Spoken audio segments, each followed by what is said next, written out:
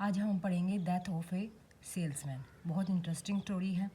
ये Willie Loman की story है, जो एक ड्रीमर होता है, जो इल्यूज़न में जीता है और ये हमेशा पास्ट के बारे में भी सोचता है और प्रेजेंट के बारे में भी, और दोनों को मिंगल कर देता है, दोनों को मिक्स कर देता है। ये स्टोरी शुरू होती है विली लोमन से, उसके हाउस से शुरू होती है। जो विली लोमन है वो एंटर करता है कमरे में, और अब जो विली लोमन है वो 60 एज का हो चुका है। जब वो आता है तो उसकी वाइफ लिंडा बेड पर होती है। वो एज अ सेल्समैन काम करता है। जो विली लोमन है उसके ओनर का नाम वैगनर है, उसके बेटे का नाम होवर्ड है। जो वैगनर था वो विली लोमन के काम को बहुत अप्रिशिएट करता था। उसको ये बोलता था कि भाई ना वो उसको शेयर देगा, बट जो वो मर चुका है। और जो होवर्ड है वो उसके काम को कुछ ज़्यादा अप्रिशिएट नहीं करता। जो विली है उसके दो बेटे हैं, जिस एक का नाम है हैप्पी और एक का नाम है बीफ। हैप्पी छोटा बेटा है और बीफ बड़ा बेटा है।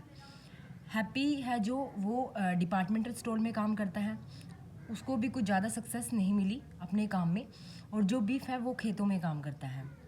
बीफ की एक आदत होती है कि वो चोरी करता है, उसको चोरी की बहुत बुरी आदत होती है। बीफ ने अपनी ज़्यादा लाइफ में कुछ हासिल नहीं किया, और जो विली है वो हमेशा उसको लेकर बहुत चिंतित होता है कि भाई वो 34 एज का हो चुका है और उसने लाइफ में अभी तक कुछ नहीं किया। हैप्पी को भी कुछ ज़्यादा सक्सेस नहीं मिली। बीफ ने बहुत जगह जॉब की है।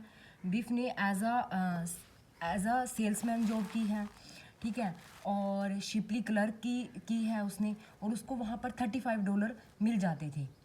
उसकी माँ लिंडा बीफ को हमेशा ये बोलती है कि ये बहुत आलसी है, ये काम नहीं करता, बट जो विली है उसको हमेशा अप्रिशिएट करता है और कहता है कि नहीं नहीं, हार्ड वर्किंग है और ये जल्दी से लाइफ में ना कुछ सक्सेस ले लेगा। अब जो विली है वो बीफ के स्कूल्स के दिनों को याद करता है। स्कूल्स के दिनों में कैसे जो बीफ है वो बहुत पॉपुलर हुआ करता था, ठीक है, और वो उसके मतलब पिछले दिनों को याद करता है। तभी लिंडा वहाँ पर पहुँच जाती है और उसके जो ड्रीम्स हैं उसको इंटरप्ट कर देती हैं, और उसके पास्ट को इंटरप्ट कर देती है और कहती है कि ना मैं आज आपके लिए अमेरिकन चीज़ लेके आई हूँ। जबकि जो विली है उसको स्विस चीज़ बहुत पसंद होता है, तो वो उसको बोलता है कि मुझे तो स्विस चीज़ पसंद है और तुम अमेरिकन लेके आई हो, ऐसा क्यों? तो वो कहता है कि भाई नहीं, कभी कभी लाइफ में ना थोड़ा सा चेंज होना ज़रूरी है। जो विली की वाइफ है ना लिंडा, वो उसको बहुत प्यार करती है। अब क्या होता है कि बच्चे उठ चुके हैं, तो विली है जो एक एग्जाम्पल देता है थॉमस एडिसन का अपनी वाइफ को। कहता है कि उसने ना लाइफ में बहुत लेट सफलता प्राप्त की है, शायद हमारे बीफ को भी उसी की तरह लेट ही सक्सेस मिलेगी। अब जो विली है वो अपने पास्ट को याद करना शुरू करता है। वो कार पॉलिश करता है और उसके दोनों बच्चे आते हैं, वो भी उसके साथ साफ़ करवाते हैं। कई बार क्या होता है कि विली ने ना खुद से बात करने की आदत होती है। उसके बच्चे आते हैं और उसकी माँ को बोलते हैं कि शायद पापा की ना आई साइट वीक हो चुकी है, क्योंकि वो ड्राइविंग ठीक से नहीं कर पाते। बीफ हैप्पी को बोलता है शायद डैड मुझे कुछ ज़्यादा पसंद नहीं करते, तुम्हें ज़्यादा पसंद करते हैं। बीफ फिर हैप्पी बीफ को बोलता है नहीं नहीं, ऐसा नहीं है, पापा तुम्हें भी बहुत पसंद करते हैं। तो बीफ हैप्पी को बताता है कि एक फॉर्मर एम्प्लॉय है जिसका नाम है बिल ओलिवर। वह उसके पास जाएगा और उससे $10,000 लेके आएगा, और इन पैसों से वो एक नया खेत लेकर लेगा। बीफ की ना मैं बता चुकी हूँ कि शुरू दिन से चोरी करने की आदत है। उसने पहले भी जो बिल ओलिवर उसका एम्प्लॉयर होता है उसके वहाँ से ना कार्टून बास्केटबॉल चुरा लिया था। अब जो सीन है वो शिफ्ट होता है पास्ट में। विली बीफ को समझाता है कि तुम्हें लड़कियों से दूर रहना चाहिए, ठीक है। और अब इस प्ले में एक नया करेक्टर आता है जिसका नाम है शार्ले। अब ये शार्ले कौन है? शार्ले एक तो जो विली है उसका फ्रेंड है और उसका नेबर है, और एक अच्छा बिजनेसमैन होता है, मतलब बहुत पैसे कमा रहा होता है ये। तो अब जो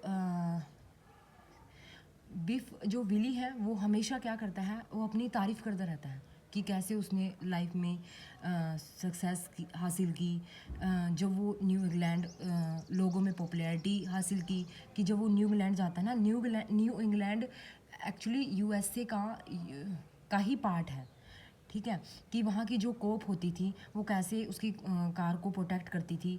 वो जब ट्रिप पे जाएगा ना नेक्स्ट बार, तो अपने दोनों बच्चों को साथ में लेके जाएगा।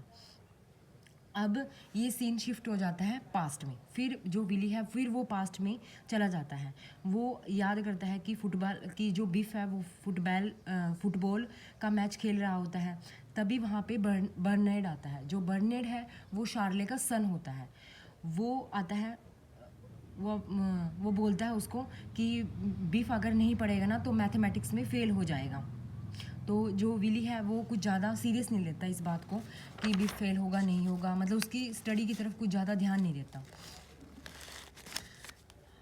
अब लिंडा आती हैं। ये जो सीन चल रहा है ये प्रेजेंट में चल रहा है। वो प्रेजेंट में उससे पूछती है कि आप अब कितने डॉलर अर्न कर रहे हो, आपको सेल्समैन से कितनी अर्निंग हो रही है। तो वो कहता है मेरे को ना पर वीक $70 पड़ जाते हैं। अब फिर ये प्ले फिर पास्ट में चला जाता है ये प्ले। अब विली क्या है, विली होटल रूम में है, वहाँ पे एक लड़की के साथ है, ठीक है। अभी वो इमेजिन कर रहा है कि वो होटल में एक लड़की के साथ था। तभी क्या है, लिंडा आ जाती है और वो फिर उसके ड्रीम को इंटरप्ट कर देती है और उसको रियलिटी में ले आती है। अब सीन रियलिटी में है, लेकिन वो रियलिटी में है लेकिन उसके दिमाग में अभी यही चल रहा है। अभी वो लड़की के बारे में सोच रहा होता है कि उसने अपनी वाइफ को चीट कर रहा है। वो अपनी वाइफ को वो देखता है कि उसकी वाइफ ने ना रफ़ू की हुई स्टॉकिंग्स डाल रखी हैं। तो उसको कहता है कि आप इसको चेंज कर दो, मैं तुम्हारे लिए नहीं ले आऊँगा। अब फिर सीन है जो वो पास्ट में चला जाता है। पास्ट में चला जाता है, बर्नर्ड आता है। वो बोलता है कि जो बीफ है उसने फुटबॉल लॉकर से चोरी कर ली है। बीफ की आदत होती है चोरी करने की। वो फिर फुटबॉल लॉकर से चोरी कर लेता है और वो उसको बार बार बोलता है बर्नआउट उसके फादर को कि बीफ ना फेल हो जाएगा। अब विली फिर उस बात को इग्नोर कर देता है। अब फिर सीन शिफ्ट हो जाता है प्रेजेंट में। विली को याद आता है कि उसका भाई बैन है। जब वो 21 एज का था तो वो जंगल के रास्ते से अलास्का चला गया था और वो डायमंड्स की खान में काम कर रहा था और उसने बहुत पैसे अर्न किए हैं। अब बिली पास्ट में जाता है, ठीक है, प्रेजेंट में है वो। अभी ये सीन कहाँ चल रहा है वो याद कर रहा है, प्रेजेंट में है वो, ठीक है। उसके बाद क्या होता है कि जो शार्ले है वो आता है। शार्ले क्या कहता है, मैं तुम्हें एक जॉब ऑफ़र करता हूँ, तुम मेरे पास जॉब कर लो। तो विली उसको मना कर देता है, नहीं मैं जॉब नहीं करूँगा। अब फिर विली ड्रीम में चला जाता है। ये जो नोवेल है वो प्रेजेंट और पास्ट पर बेस्ड है कि कैसे वो प्रेजेंट में अपनी बात उसकी जो सीन है वो चल रहा होता है, कैसे वो पास्ट में चला जाता है। कि क्या सीन होता है कि जो शार्ले होता है और विली होता है वो दोनों कार्ड्स खेल रहे होते हैं। यहाँ पे ना तीन पर्सन प्रेजेंट होते हैं, शार्ले, विली, लेकिन बैन होता है ना वो उसके ड्रीम्स में होता है। वो उससे बात कर रहा होता है, वो बैन से बात कर रहा होता है। तो जो शार्ले है उससे पूछता है कि तुम्हें कैसे पता कि बैन की डेथ हो गई।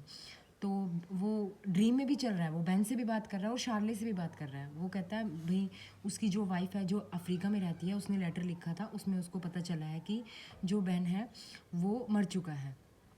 अब वो फिर ड्रीम में उससे बातें करता रहता है शार्ले, और वो दोनों कार्ड्स खेलते रहते हैं। तो शार्ले क्या होता है वो तंग होकर वहाँ से चला जाता है। तभी वहाँ पे लिंडा, हैप्पी और बिफ आते हैं और ड्रीम क्या होता है ख़त्म हो जाता है। अब फिर स्टोरी है जो रियलिटी में चली जाती है। बिफ और हैप्पी अपनी माँ से पूछते हैं कि जो पापा की हालत कुछ ठीक नहीं है, क्योंकि वो हर टाइम ना क्या करते रहते हैं, खुद से ही बात करते रहते हैं।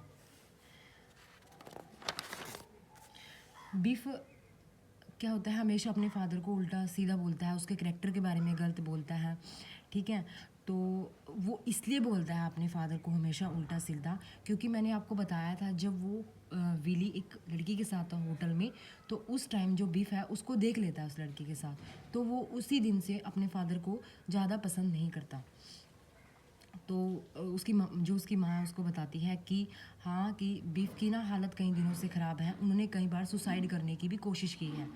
उसको ना वाटर हीटर के गैस पाइप से निप्पल मिला है और वो कहती है कि तुम्हारे फादर ने अपनी सारी ज़िंदगी लगा दी तुम्हारे लिए पैसे कमाते हुए, और तुम दोनों भाई उसकी कदर नहीं करते। तो हैप्पी कहता है कि अपनी माँ को बोलता है कि जो बिफ है वो कल बिल ओलिवर के पास जाएगा और उससे पैसे लेके आएगा और हम एक नया बिजनेस शुरू करेंगे। अब शुरू होता है एक्ट 2। यहाँ तक की मैं स्टोरी आपको बता चुकी हूँ। अब जो शुरू होता है एक्ट 2। एक्ट 2 में क्या है, दोनों बच्चे ओलिवर के पास आ चुके हैं, ठीक है। विली को होप है कि भाई वो बीफ है सॉरी बिल ओलिवर के पास जाएगा और उससे पैसे ले आएगा और उनके जो कर्जे हैं वो उतर जाएंगे।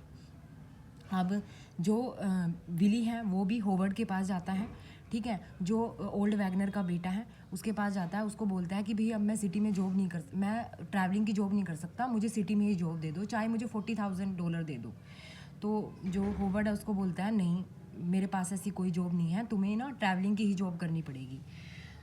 तो उसको बहुत बुरा लगता है कि उसने 34 ईयर्स एक सेल्समैन की जॉब की है उनकी कंपनी में और वो कहीं गया भी नहीं और अब भी उसके काम को अप्रिशिएट नहीं किया जाता।